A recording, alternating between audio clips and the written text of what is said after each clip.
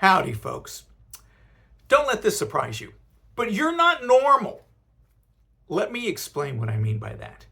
My name is Lottie Loetta. I'm a storytelling teacher and coach in Austin, Texas. I run a storytelling school called the Storytellers Studio and a couple of shows here, Testify and the Austin Story Slam. And I love storytelling.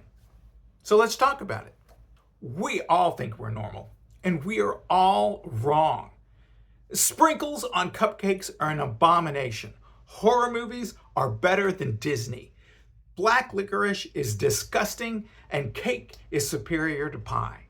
These are facts.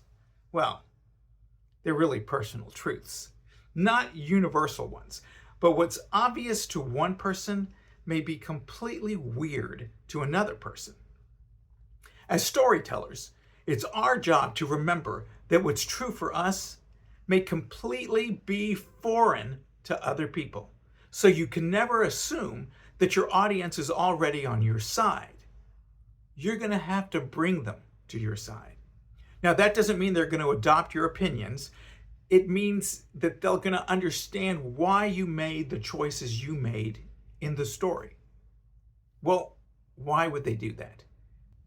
Because you took the time to explain to them who you are.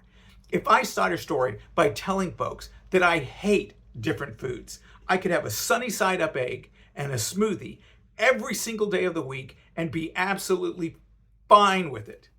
Well, the audience now knows who I am. And when I tell them that I'm freaking out because my husband wants to make curry for dinner, they're going to go, oh yeah, that's exactly the kind of thing that would make him freak out. Because they understand me. They may actually love curry, but they'll buy into my worldview for the sake of the story because I introduce them to who I am and how I think. And that brings us to what happens when we don't take the time to explain ourselves, especially if emotions are involved. I have a story that I tell about when I was first dating my husband, and I told him that I absolutely hate pie.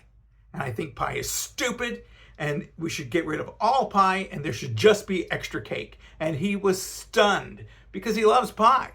He bakes pies. He thinks pies are great. That is part of his normal. So I had to explain to him that my mother loved baking pies too. But her pies were so sweet that when you had a piece of her pie, my goodness, that was much harder than it should have been. That when you had a piece of her pie, they were so sweet that my teeth actually hurt from eating her dessert.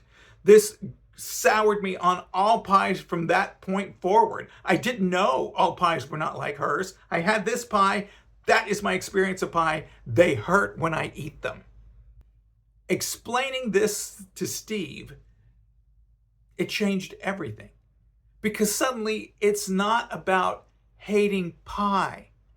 It's about a childhood association with overly sweet desserts that cause physical pain because of how sweet they are. Without that context, your listener is going to be confused, they're going to feel dismissed, and they're going to be disconnected because the story isn't for them. At least that's what they're thinking. I like pies. This is obviously a story for pie haters. I don't need to listen to this. The audience can't empathize because I have not given them any reason to empathize with me. They may never agree with me about pies, but they will understand why I feel that way. Once your audience knows where you're coming from, they're more likely to follow your story even if they don't agree with your conclusions. They don't have to agree that you're right. They just have to agree that what you do and what you believe makes sense to you. So how do we make sure people follow us through our stories? Be specific. Be specific. I don't know how the cheer goes. Instead of assuming your audience knows how you feel or why you believe something that you believe, give them a reason to understand. Give them a tiny piece of ground to stand on where this can make sense for them as well. It doesn't take a paragraph. Just one clear, honest sentence can shift the audience's entire perspective. My mother's pies were so sweet They made my teeth hurt. That one sentence lets the audience know why I think pies are horrible. They may never have had that experience. They may actually have had wonderful pies all growing up. And that's the way our stories are.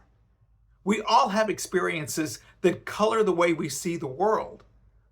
But no one else has those same experiences. So they're not going to look at the world the same way you do. You're going to have to bring your audience to your side of the world by explaining to them what you are thinking and what you are feeling.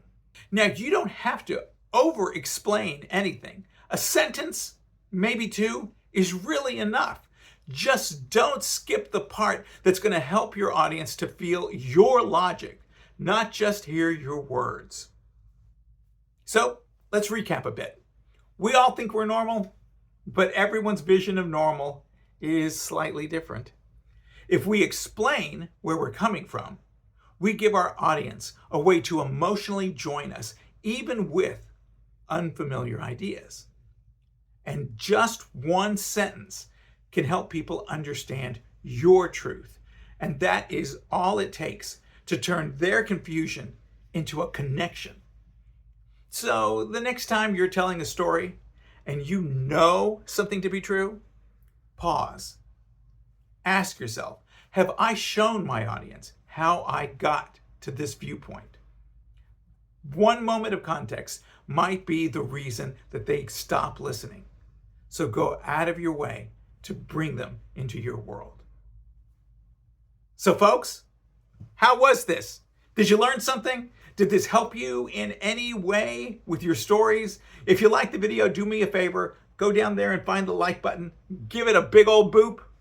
Also, if what I said needs some clarification, let me know. And if you have any questions about storytelling, please send them to me. Put them in the comments. I love talking about storytelling. That's it for now. Yeah. Adios.